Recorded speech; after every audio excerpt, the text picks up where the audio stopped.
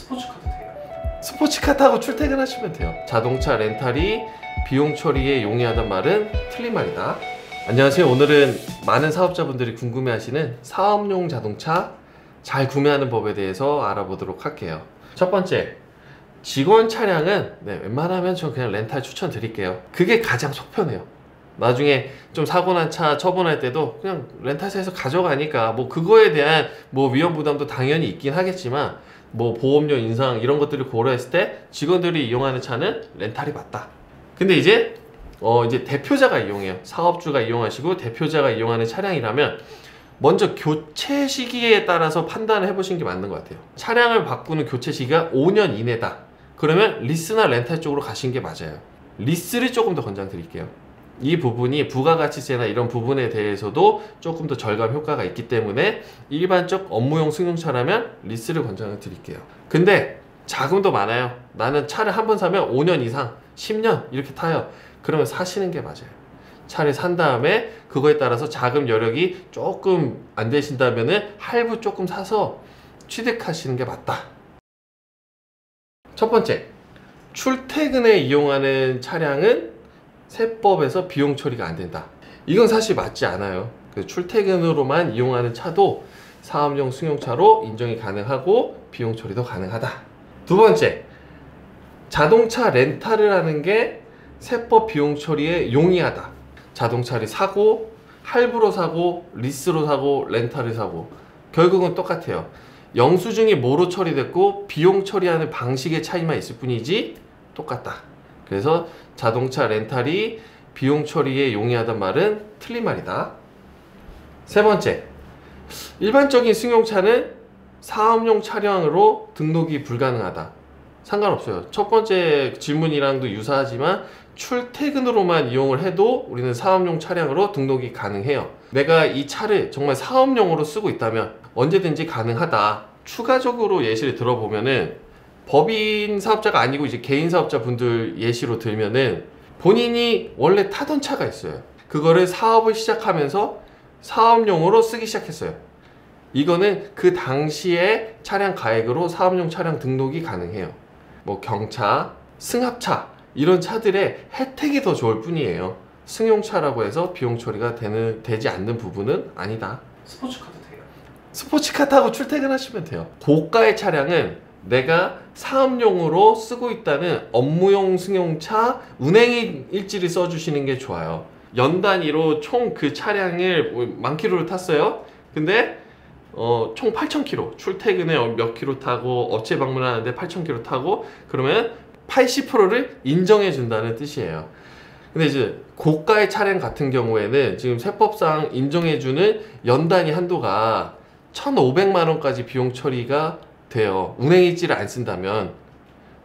그렇기 때문에 운행일지를 써서 이 비용 처리되는 비율을 올려주면 더 좋겠죠.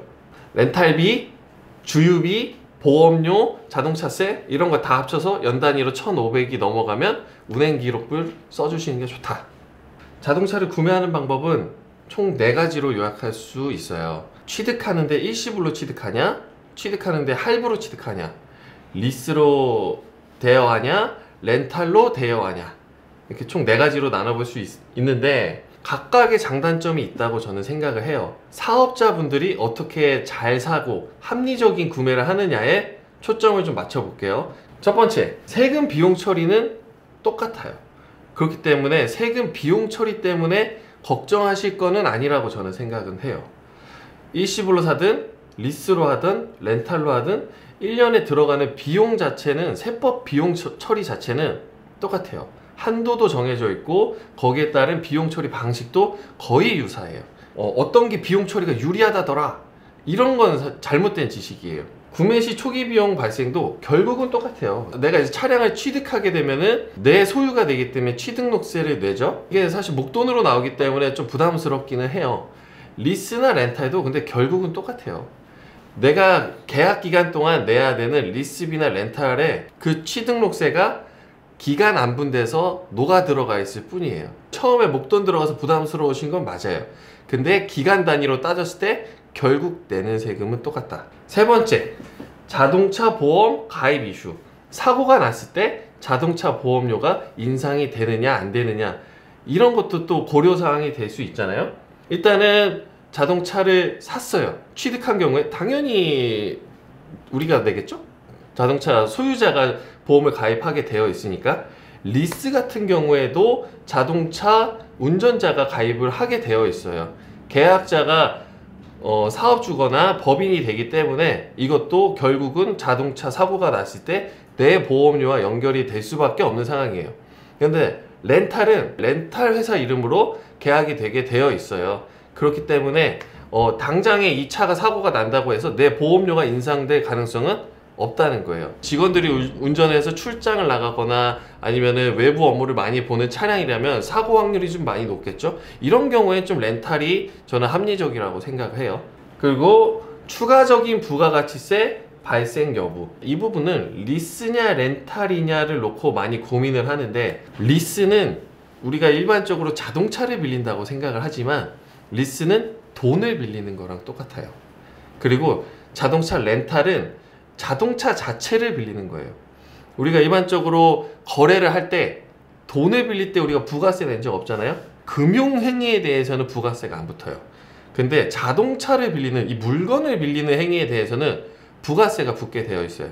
부가세 그거 나중에 돌려받는 거 아니냐, 이렇게 다들 또 생각하실 수 있는데, 일반 업무용 승용차에 대해서는 부가세 환급을 아예 원초적으로 막아놨죠. 그렇기 때문에 이 10% 부가세는 날라가요. 세금으로 내고 그냥 끝이에요. 그러면 전체적인 액수를 놓고 봤을 때 리스냐 렌탈이냐를 놓고 봤을 때 리스가 저렴할 수밖에 없겠죠. 거기에 붙은 뭐 이자나 여러 가지 항목들이 제외하더라도 전체적인 액수는 리스가 저렴할 수밖에 없어요. 그래서 리스냐 렌탈이냐를 놓고 봤을 때 부가가치세 부분에 있어서는 리스가 유리하다, 이렇게 생각해 주시고요. 여러 가지 구매 포인트가 있지만 저는 이렇게 생각해요. 첫 번째, 사무실에서 직원들이 이용하는 차다. 저는 이제 다음에 차를 구매를 한다면 직원들이 이용하는 차는 렌탈하겠어요. 이번에 보험료가 너무 많이 올랐어요. 제 보험료가. 이게 여러 가지 이슈들을 고려했을 때보다도 보험료가 많이 올랐어요. 차가 사방팔방 범퍼가 다 나갔어요. 이런 상황에서 저는 다음 차라면 꼭 렌탈하겠어요. 직원들이 이용하는 차는 렌탈을 추천드립니다. 사업자분들이 구매하실 때 가격적인 부분만 비교를 한다면 일시불로 차량을 구매하시는 게 가장 저렴할 수밖에 없어요. 왜냐면 이자가 안 붙으니까 그거에 대한 이점이 분명히 있죠. 그 다음에 할부로 취득하는 거. 할부로 구매하는 경우에는 보통 캐피탈을 많이 이용을 하시는데 그 부분이 이자가 상대적으로 리스나 렌탈보다는 저렴해요. 그래서 가격적인 부분만 본다면 할부 취득이 낮고 그 다음에 리스 렌탈 순으로 이어진다. 이렇게 설명을 드려볼게요. 그리고 세 번째, 자동차 교체 시기가 좀 빠르신 분들이 좀 있어요. 그런 경우에 차량을 취득하시면 안 되겠죠? 중고차 감가에 대한 리스크가 전부 다 그 사업자분들한테 오시니까, 그런 경우에는 리스나 렌탈을 보통 권장을 드리는데, 리스나 렌탈이냐 놓고 봤을 때 저는 리스를 조금 더 권장을 드린다고 했죠. 그래서 리스나 렌탈을 하신 게 좋은데 그 안에서 이제 선택을 해주시는 게 좋다. 지금까지 일반적인 사업자분들 자동차 구매하는 방법에 대해서 알아봤고요. 더 자세한 내용은 저희 로뎀 세무에게 블로그 참고해 주시면 될 것 같습니다.